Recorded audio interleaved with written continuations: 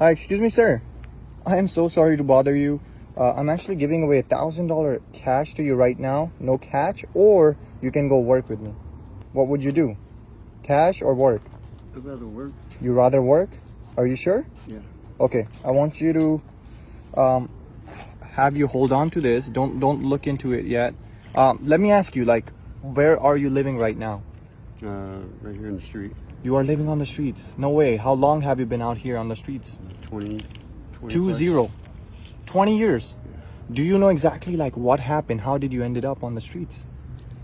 My wife and two of my kids had passed away in a car accident that we were in together.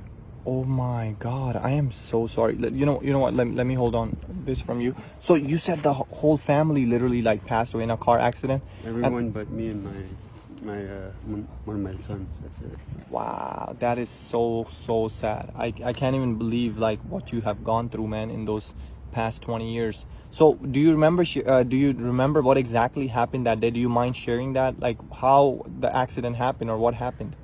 I don't remember much from it, but what I do remember is that we were on the highway on our way back from Kentucky. Okay. And all I remember is looking over and getting hit by a semi-truck. Oh my God, I'm so sorry. It sounds terrible. So were you hit from the back or were you hit from the front or? From the side. From the side?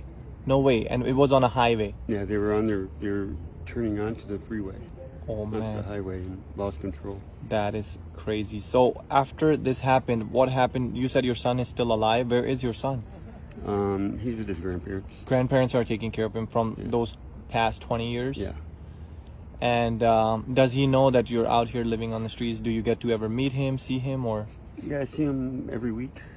You do see him. That's amazing. So after this accident happened, was that the cause that you're on the streets? Like, what happened? How did that affect your life to be on the streets? Well, it completely drained me of everything I had in me. Like, as far as like when it came to work, I had a good job. I had everything. I was a nurse. No way. You were like CNA, RN, or LVN? RN. Bro, you're joking. You were RN. You had a great job, a future ahead of you, but after losing everything, your body couldn't take it. Like, your mind couldn't take it. You're like, I lost everything I have. Yeah, and my job, they noticed my change in my performance in work, and they decided to let me go. So they fired you also. So you even lost the job after. Yeah. And that brought you more down, of course, because now losing family, now losing a job, where are you gonna end up? You had no choice. And not everybody is brave, or not everybody's strong enough to take the pain. Yeah. A lot of times people will try to pretend that they're strong, but from the inside they're not. Like, they're crying, like over things. But oh man, like I still can't believe, man, this happened. So how is it for 20 years you've been on the streets in this heat, and how do you find food? Where do you sleep? Food, I normally I'll fly a sign, or I'll go inside of a restaurant and ask them and tell them I'm homeless, and rather than going into a store and stealing like a lot of people do. I'd rather just go inside of a place and just ask them for something. And how does the restaurant or people treat you there? For the most part, most of them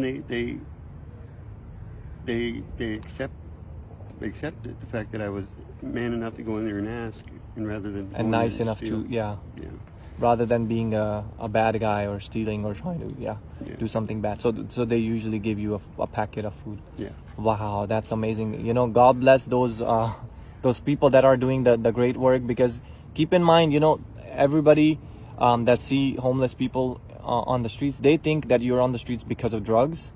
It's not true. No. Everybody has a different story. Look at you. You were an RN. You studied so much. You had a future ahead of you, but life changed. Bad things happened, and look where you are. And what would be like a motivational thing you would tell people that right now are struggling, losing everything, losing their job? What would you tell them? Don't give up. Don't give up. That there's more to life in that, that they're worth it. Yeah. Do you ever regret like you being on the streets, and you could have been stronger, you could have overcome your problems and you could have had a better life, what would you say about that? Honestly, I don't regret nothing. You don't regret anything? Okay. No, because I've being out here, I've also learned a lot. You did? Okay. What have you learned? Like, if you briefly... I've learned not to judge others. Not to judge others. Because I used to be really, really against the homeless. Oh, you used to be? Wow. Yeah, Okay.